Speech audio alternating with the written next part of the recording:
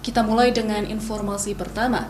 Saudara, hujan yang mengguyur sebagian wilayah Aceh sejak 2 hari terakhir menyebabkan sejumlah kabupaten di Aceh terendam banjir.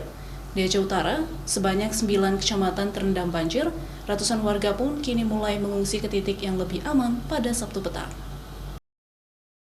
Inilah visual udara yang memperlihatkan kondisi banjir di Kecamatan Lok Sukun, Aceh Utara.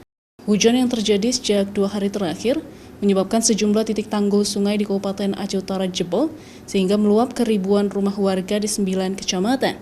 9 kecamatan yang terendam banjir yaitu Lok Sukun, Cot Kiri, Matangkuli, Irak Tibu, Tanah Luas, Samudra, Dewantara, Banda Baru, dan Sawang.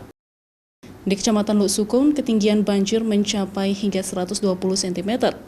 Kini, sebagian warga pun mulai mengungsi ke tempat yang lebih tinggi dikarenakan takut debit air akan kembali meningkat karena hujan yang terus mengguyur kawasan tersebut. Dari kemarin.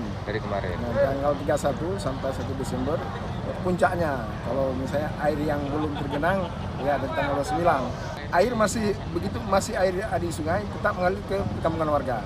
Hampir semua warga mengungsi. Cuma bukan satu tempat.